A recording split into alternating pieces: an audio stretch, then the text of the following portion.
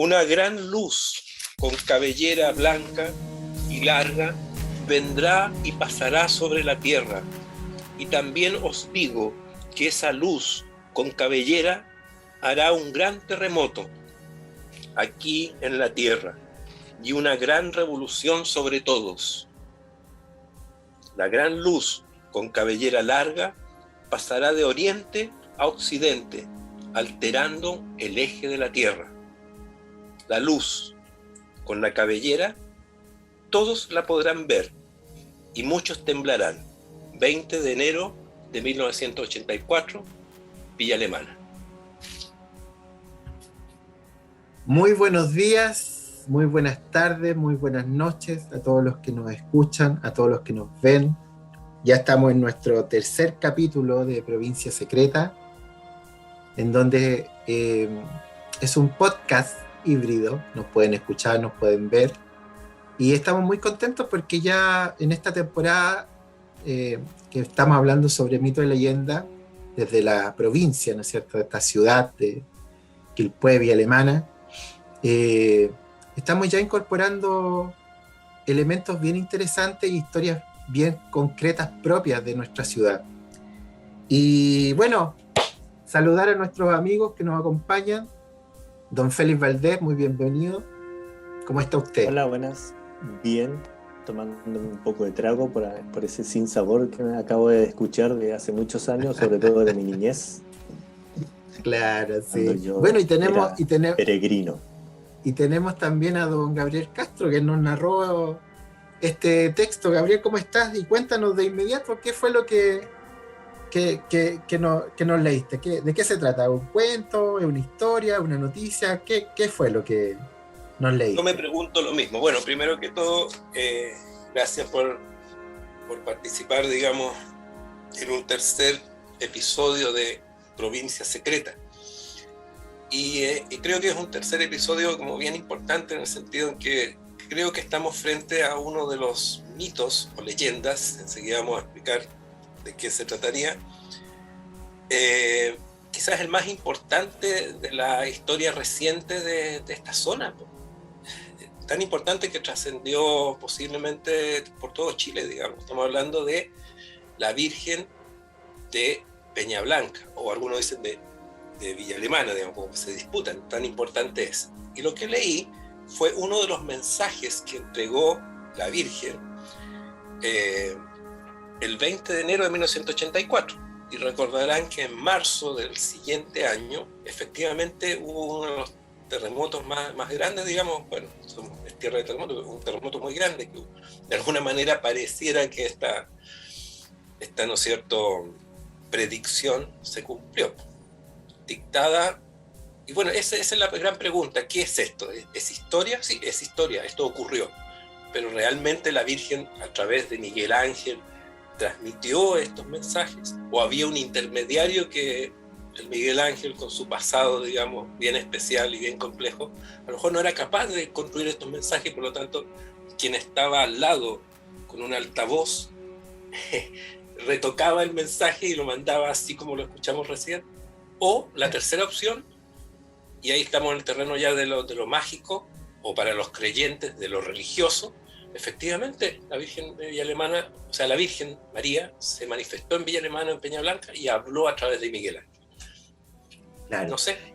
Y para contextualizar un poco para la gente que nos escucha y que nos ve, Félix Valdés, ¿nos podrías contar un poquito, hacer una pequeña introducción respecto al tema sobre la Virgen de Peña Blanca o Villa Alemana y de este chico Miguel Ángel? Mira, gracias por esta tercera invitación, pero claro, yo fui uno de los creyentes, o sea, yo tenía alrededor de 13, 14 años y fui en la tercera aparición de la Virgen que llegué a Peña Blanca. Y efectivamente era uno con el tiempo me voy dando cuenta que era una organización muy, muy especial. Sí, el muchacho veía a la Virgen, daba muchos mensajes, ahí yo no sé lo que se denomina la histeria colectiva, o sea, todo el mundo alababa al muchacho, o sea, y había un hombre que dirigía la ceremonia, y explicaba cuando el muchacho estaba en trance y decía, Miguel Ángel está en trance, está hablando con la señora, está hablando con la Virgen y Nuestra Señora está diciendo, y ahí de repente hablaba el muchacho y hablaba así en el trance y él después traducía lo que, habían cosas que uno no entendía porque se suponía que hablaba en lengua. Y fue de a poco, fue muy de a poco la cantidad de gente. Te podría decir que eran unas 300 personas al principio y después fueron, pero no sé, yo creo que llegaron a más de 300.000 personas. ¿Y esto, Feli, en qué Y año comienza? ¿En qué periodo de yo, Chile estábamos? estamos, bueno, en plena dictadura. ¿Ya? En una dictadura bastante dura. La Iglesia Católica ya empezó a hablar sobre los detenidos desaparecidos. Y yo estudiaba en tiempo, yo estaba empezando a estudiar en el Colegio Salesiano en Valparaíso. Se realizó una comisión a través del obispo en aquel tiempo, que me parece que se llama Francisco de Borja Valenzuela, si no me equivoco, y el sacerdote que era orientador del colegio era parte de esa comisión, y él en una oportunidad habló de que eso era falso y que estaba involucrado el gobierno, que fue lo único que nos dijo a nosotros, que el obispo prohibía a nosotros los católicos subir al cerro del Monte Carmelo. Claro. Pero como te digo, recuerdo el tips que nos dio este sacerdote, que me dijo, fíjese usted, porque estamos hablando de un sector, habían pocas casas abajo, había una cancha incluso a los pies de ese cerro, y en aquella época estamos hablando que tú no podías tener los vidrios polarizados de los autos, y había muchas camionetas Chevrolet grandes, mexicanas, que son típicas que ocupaban en aquella época la CNI, y vehículos con vidrios polarizados y con unas inmensas antenas. Eso sí que yo recuerdo nítidamente, eso que fue, que yo no me di cuenta hasta que el sacerdote nos dijo eso, fíjense en eso. Y efectivamente, Y dentro de la documentación que nosotros revisamos, hay que decir a la gente que nos escucha que lo que narra Félix está documentado incluso por páginas que son de la misma Iglesia Católica. Por lo tanto, es una narración que desde la experiencia que tuvo Félix en la época también se repite, ¿no es cierto?, en el relato de la historia de este proceso. Pero a pesar de... Marco, disculpa, hasta el día de hoy, efectivamente, como dices tú, dimos con un sitio web de la Fundación Monte Carmelo, porque ese sector se conoce como el Monte Carmelo. Claro. Es un sitio web que está actualizado, ustedes lo pueden visitar, nuestros auditores. Yo recuerdo que mi madre donó plata a eso, donó una plata a esa cuenta que me parece era del Banco Estado, una cuenta, y se donó plata, que es mucha plata, pero es verdad eso, se creó, o sea, fundación que se creó después, y al poco tiempo después, ojo. Sí, nosotros estuvimos revisando esa página y efectivamente hay una fundación ahí que se crea en el año 84, 85 se constituye y hasta el día de hoy creo que tiene vigencia.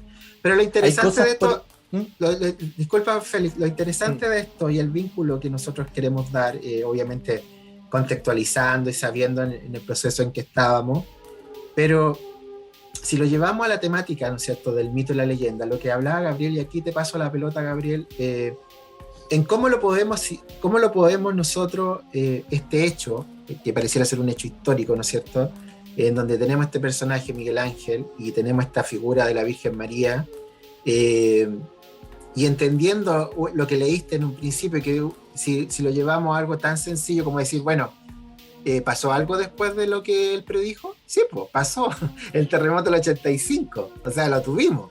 ¿Qué opinión te merece eso a ti? ¿Lo podríamos llevar perfectamente a un plano de una leyenda, de un mito? Bueno, hay gente que no es creyente y que lee el Génesis como un mito. ¿Por qué? Parecido a como Tentembilú, ¿no es cierto?, como los mapuches explican cómo nació el mundo. Entonces, para los no creyentes, la Biblia, específicamente el Génesis, es un mito, porque habla, ¿no es cierto?, de cómo nace el mundo, cómo se crea el mundo. Lo mismo el Apocalipsis, que habla de cómo se destruye el mundo y se acaba el mundo. Para los no creyentes, ese es un mito. Aparentemente estaríamos frente a un mito, porque muchas de estos mensajes tenían que ver, ¿no es cierto?, con desastres o cosas que iban a destruir el mundo si es que no se cambiaba la actitud de los... Y son cosas, ¿no es cierto?, que claro, para los creyentes es que se manifestó la Virgen ahí. Pero para el no creyente, perfectamente uno puede tomar esto como un perfecto mito, ¿ya? Porque explica, ¿no es cierto?, lo que pasaría o anticipa desastres si es que no cambian. Bueno, y el paréntesis es que efectivamente era un mensaje muy conveniente para esos tiempos, porque hablaba, la Virgen se llamaba la Dama Blanca de la Paz. O sea, ¿a qué invitaba estos mensajes, digamos, que enviaba la Virgen? Invitaba a que Chile se reconciliara, que dejaran de haber protestas, que era justamente lo que estaba ocurriendo. Entonces, por eso algunos piensan que este mito, digamos, fue muy apropiado para la época. Claro, Eso. y aparte que esas palabras no son interpretaciones, son palabras textuales de lo que este chico planteaba, y sin entrar en detalles del estilo que después, eh, del estilo de vida que tenía este muchacho, o sea, tanto su pasado como eh, en una infancia bastante precaria versus después todo el proceder que vivió después. Pero lo interesante de esto, Félix, y que tú lo viviste, tú dijiste, yo fui uno de los creyentes. ¿Alrededor de cuántas personas se juntaron? Y esto pareciera ser que incluso eran como cadenas nacionales de la época en donde se transmitía por televisión Sí, y que no solamente, disculpa, y con este dejo un dato también, y que no solamente es reconocido por Chile, sino que también por una congregación mariana, parece que es, que tiene como un cotejo de todas las apariciones de la Virgen en el mundo, y la Virgen de Peña Blanca figura como un hecho concreto que lo avalan ellos. sí, lo que es los marianos son personas que alaban a la Virgen María, adoran a la Virgen María, esos son los marianos. Y efectivamente, yo, como te dije, habían cosas muy extrañas en el sentido de que, bueno, la plata, que entró mucho dinero, y se empezó a construir un sector alrededor para proteger al muchacho. Habían cosas, por ejemplo, fotografías que aparecían con imágenes muy raras. La explicación que nos dio este sacerdote era que ocupaban polvos químicos que emitían a través del aire, sacabas tú la foto y efectivamente se distorsionaban. Hay un hecho muy importante que yo me acuerdo que hablé con el sacerdote, que hay una vez, una oportunidad, que el vidente dijo, miren el sol, cómo se acerca hacia la tierra, miren el sol. Yo me acuerdo que miré el sol y el sol se acercaba. Y el sacerdote nos dio una explicación, que me dio una explicación, me dijo, claro, si tú a ciertas horas de la tarde, cerca del atardecer, tú te miras fijamente, ver como que el sol se acerca hacia la tierra, pero es una cuestión innata del cuerpo humano, el cerebro, y efecto de las luces que se ocurren en ese instante. Entonces, mucha gente creyó en eso. Y hay un dato muy muy raro, porque recuerdo que la gente gritaba, hay alguien en un árbol, es un ángel en el árbol, es un ángel en el árbol, y todos miraban en el árbol, mirábamos y no veíamos nada, y de repente un foco y alumbró, y era una persona que estaba vestido de blanco. Ese era el ángel. ¿Sí? Claro, igual había una catarsis ahí colectiva que... Sí. Porque estamos hablando de miles de personas, o sea, es cosa que para los que nos escuchan y los ven, nuestros queridos amigos y amigas, este es un hecho que está documentado, sí. Está en YouTube, y como dato también queremos contar de que no hace mucho, hace como junio, 27 de junio creo que fue, Gabriel, estábamos googleando y encontramos un video, y tengo la impresión, Gabriel, que es el mismo, es un video donde entrevistan a un señor que es el mismo que escribió lo que tú leíste, ¿no? Yo les leí el diario El Quilpoíno, está medio desarmado por los años, leí el diario El Quilpoíno, el número El Quilpoíno de octubre-noviembre de 1985, si no me equivoco, 84, ahí está, ¿ven? Y de ahí leí lo que yo leí. Y quien hizo el reportaje, que es la segunda parte del reportaje, es don Raúl Providel, ¿sí?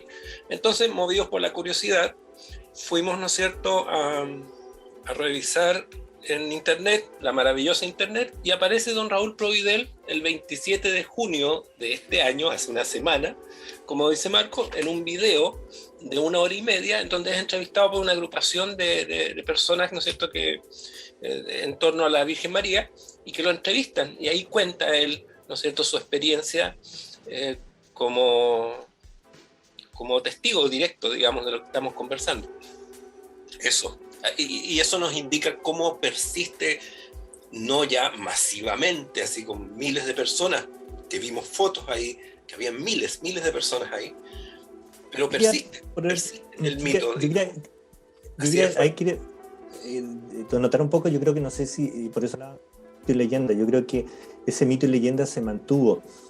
Después que lo que sucedió con Miguel Ángel, los marianos creyeron de que ahí estaba la Virgen. Claro. De hecho, la Virgen donde apareció realmente no está. Actualmente una capilla que se erigió, esa capilla está casi a 400, 500 metros del lugar original.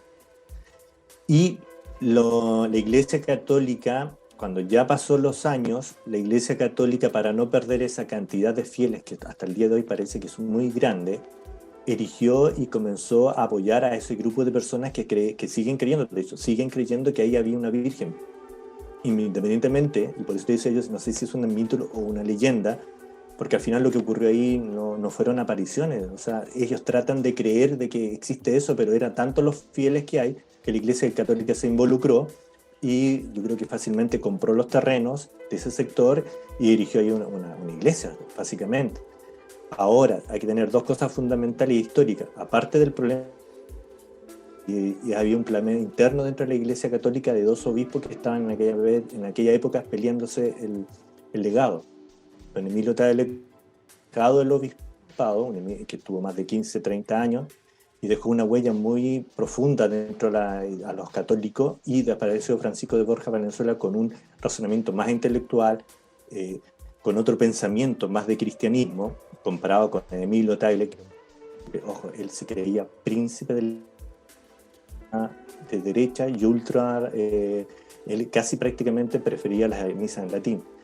Francisco de Borja Valenzuela es un sacerdote que cree en el Concilio Vaticano II, y mucha gente le empezó a crear problemas a Francisco de Borja de Valenzuela porque él quería definitivamente crear el Concilio Vaticano II como correspondía y como había sido legado de la Iglesia Católica. Entonces, por ahí también se le acopó mucho y por eso hay un mensaje muy claro de Miguel Ángel cuando dice: llegarán los días en que los rojos y los cardenales irán unos contra otros.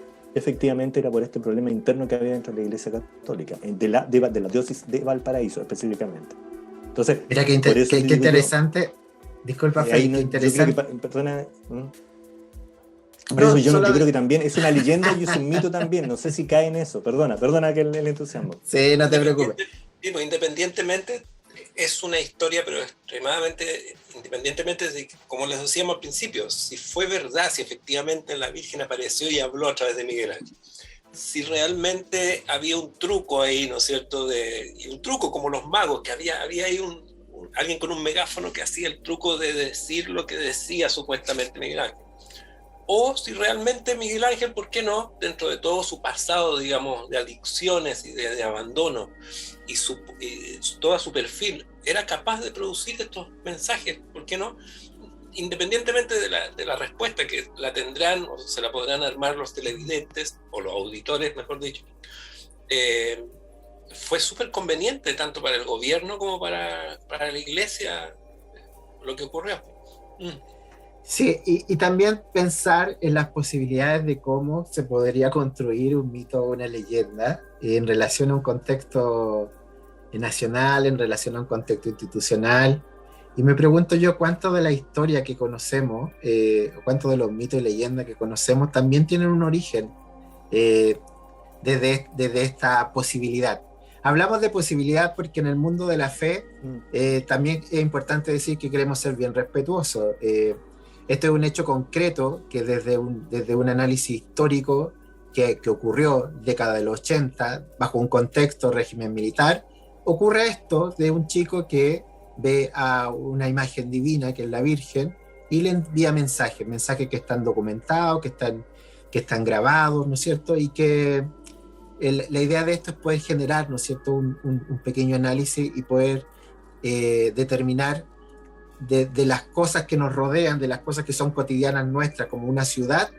También tenemos esta posibilidad, ¿no es cierto?, de poder, de forma muy cercana, poder encontrar un mito o una leyenda que parte a lo mejor desde lo urbano, ¿no es cierto?, y por qué no a lo mejor con el tiempo va a ir creciendo y se va a transformar ya en una especie de divinidad, y muy bien para los que creen y muy bien también para los que no creen. Pero ¿sabes qué? Quería mencionar que el MBL también hizo un registro, ¿no es cierto? Félix Valdés, tú tienes un extracto de lo que... Sí, yo tengo un extracto, un escritor que personalmente me encanta mucho, y ayer yo creo que describe lo que estamos hablando ahora y lo que dice un poco el señor Gabriel Castro. Su fama traspasó las fronteras, llegando peregrinos de todo el mundo, enfermos incurables que ya habían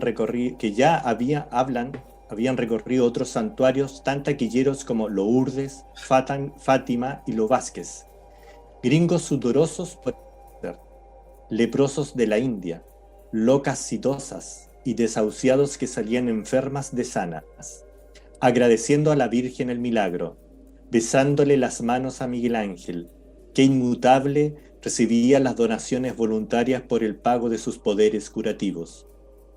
Regalos y abonos en dólares y cheques viajeros que fueron juntando una pequeña fortuna para levantar templo a Nuestra Señora, contestaba Miguel Ángel, cansado de tanta pregunta indiscreta, agotado de tanta entrevista copuchenta y de tanto repetir el rito del sana, potito de rana.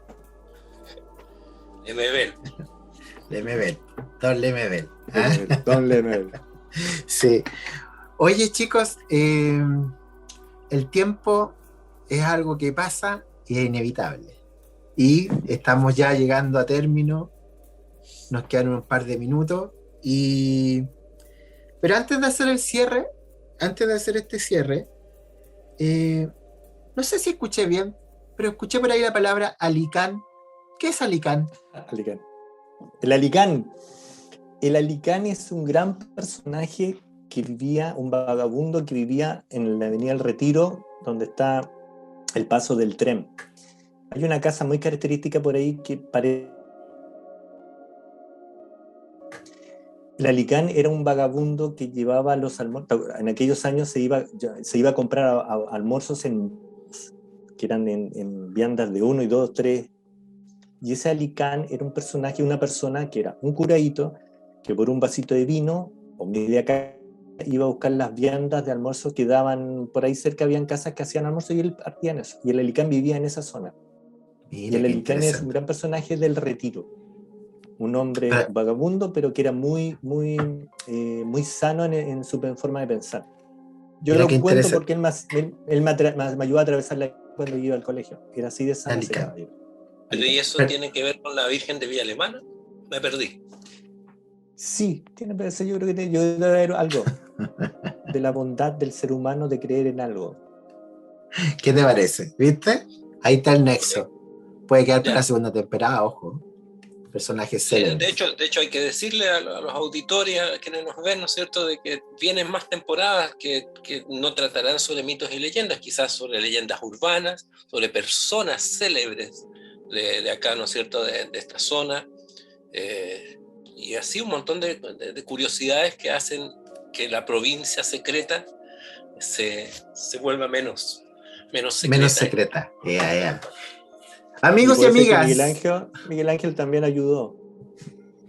Amigos y amigas.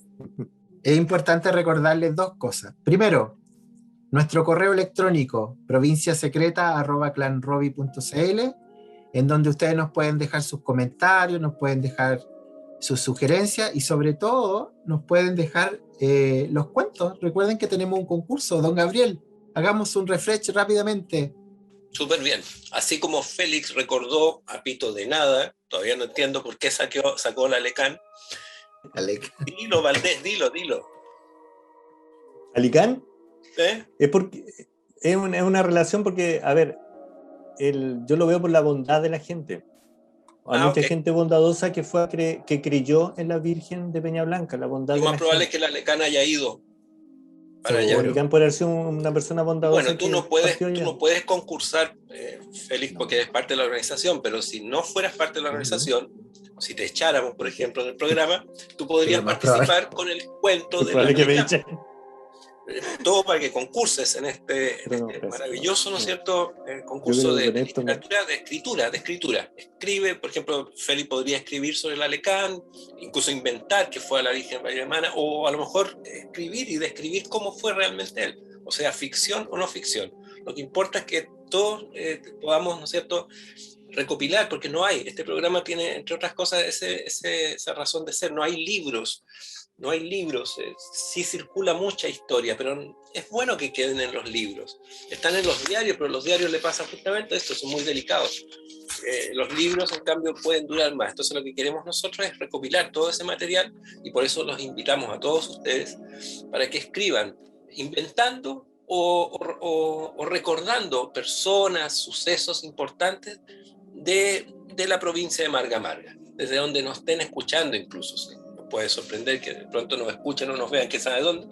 Escriba su historia, su mito, su leyenda, recopile, qué sé yo. Y de premio, ¿qué tenemos de premio?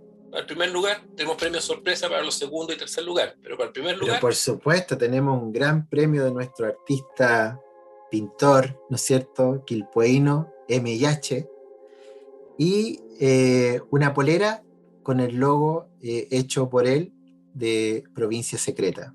Sí. Así es que hay que aprovechar esta oportunidad, manden sus cuentos, como Gabriel muy bien dijo la última vez, en un capítulo anterior. Si no puede escribir en Word, sácale una foto, escríbalo en un cuaderno, le saca una foto y nos manda a Provincia Secreta, clanrobi.cl. Y ahí nosotros lo hacemos partícipe de esta posibilidad de ganarse esta hermosa polera. Y no me quiero ir a... Disculpa, antes de terminar, cortito, ¿sí? Una opción también que lo manden por correo, le vamos a dar una dirección postal, le vamos a dar una dirección para que alguno diga, estoy muy lejos, qué sé yo, voy a mandar una carta. Bonito, porque como todo esto también tiene algo de nostálgico, a la ¿no es cierto? Volver muy a la antigua, y mandan el cuento, ¿no es cierto?, la historia por carta a una dirección que les vamos a dar en algún momento. Eso nomás, sí. Marco. Disculpa. Y con esto termino, y estoy súper contento en lo personal porque tenemos ya un fanático de Provincia Secreta. ¿Qué les parece? Tenemos un fanático. ¿No es ninguno de nosotros? No es ninguno de los tres, que es lo más impresionante. Es lo más impresionante. Tampoco es un familiar, que también sigue siendo impresionante. Buen punto. Señor fanático de los podcasts, consumidor masivo de podcasts, y tenemos la suerte de que nos eligió y nos sigue, y estaba esperando y nos mandó una petición. Don Gerardo Sepúlveda. Sí, ya. Usted, señor, don Gerardo Sepúlveda, más conocido como Gago. Muchas gracias por su saludo, muchas gracias por sus comentarios. Lo tenemos acá, le damos un gran saludo y gracias por ser parte de esta comunidad de Provincia Secreta y por ser parte y compartir el material que estamos nosotros desde esta trinchera dando a conocer y haciendo con mucho cariño para todos ustedes. Así es que a todas las personas que nos quieran mandar mensajes, ya saben ya, provinciasecreta@clanrobi.cl, y por qué no, los vamos a saludar al final del programa, como hemos saludado aquí a don Gago, don Gerardo Sepúlveda. Así que muchas gracias. Y chiquillos, se nos acabó el tiempo. Próximo episodio tendremos ahí varias sorpresas. Vamos a dar también las fechas de cuando lanzamos el concurso. Y muchas gracias por participar, muchas gracias por compartir. Don Gabriel, un gusto, que esté muy bien. Gracias, igualmente. Don Félix Valdés, como siempre, un placer. Y a todos los que nos escuchan y nos ven, que estén muy, muy bien, cuídense del COVID, vacúnense y que estén de pelos, como dijo el que no tenía pelo. Cuídense mucho, que estén bien. Chao, chao. Gracias por todo.